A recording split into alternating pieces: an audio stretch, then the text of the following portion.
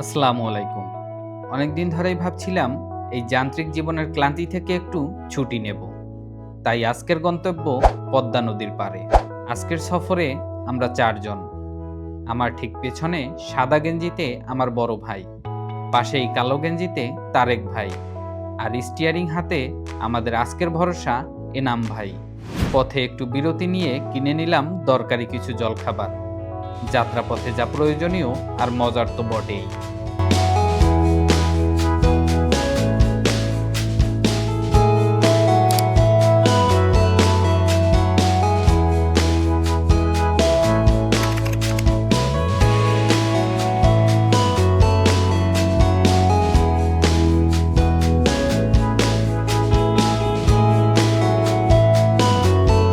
দেখতে দেখতে পৌঁছে গেলাম মাওয়া ঘাটে, কিন্তু প্রচণ্ড রোদ, তাই একটু অপেক্ষা।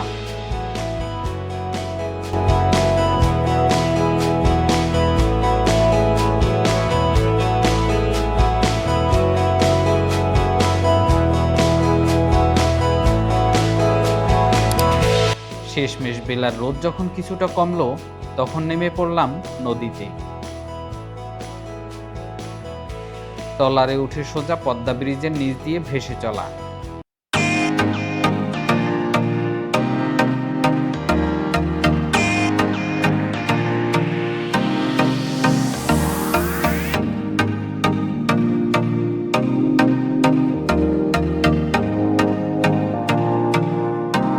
পদ্মার বুক থেকে যখন ফিরলাম, তখন সন্ধ্যা নেমে এসেছে। রোদ নেই, তবে নদীর পাড়ে হালকা বাতাস আর ভ্রমণ পিপাসুদের ভিড়।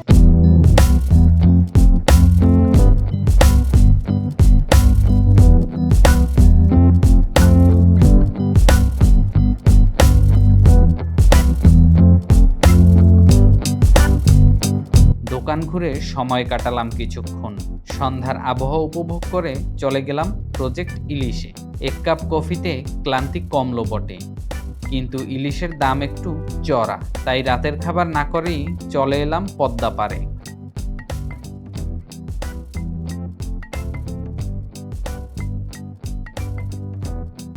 রিসিপশনে গিয়ে খোঁজখবর নিয়ে চুলছেরা বিশ্লেষণ করে আমার ভাই বেছে নিল ১ কেজি ওজনের একটি ইলিশ।